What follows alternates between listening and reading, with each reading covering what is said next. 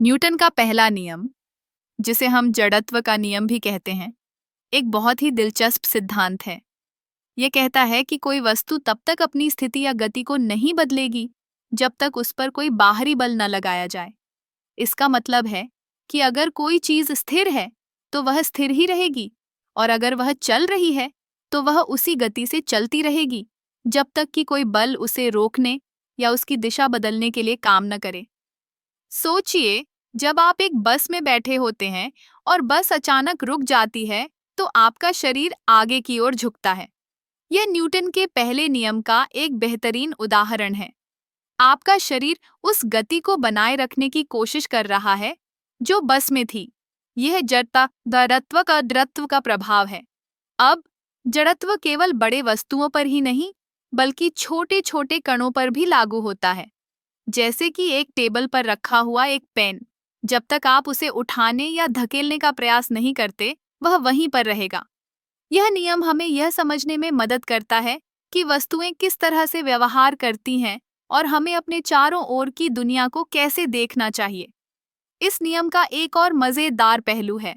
जब आप किसी खेल में होते हैं, जैसे कि फुटबॉल, तो गेंद को किक करने पर वह एक दिशा में चलने लगती है।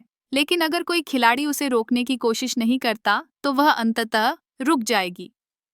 यह रुकने का कारण है घर्षण, जो एक बाहरी बल है। न्यूटन के पहले नियम का उपयोग हम रोजमर्रा की जिंदगी में करते हैं।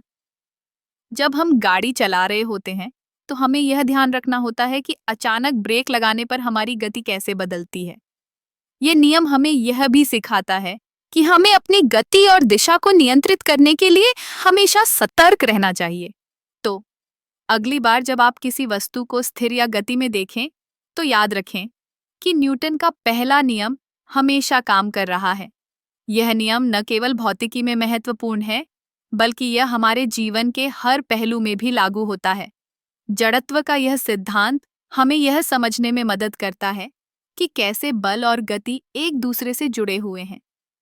इसलिए जब भी आप किसी वस्तु को देखते हैं, तो सोचिए कि क्या वह अपनी जगह पर स्थिर है या गति में है, और इसके पीछे का कारण क्या है। न्यूटन का पहला नियम हमें एक नई दृष्टि देता है, जिससे हम अपने चारों ओर की दुनिया को बेहतर समझ सकते हैं। देखा है।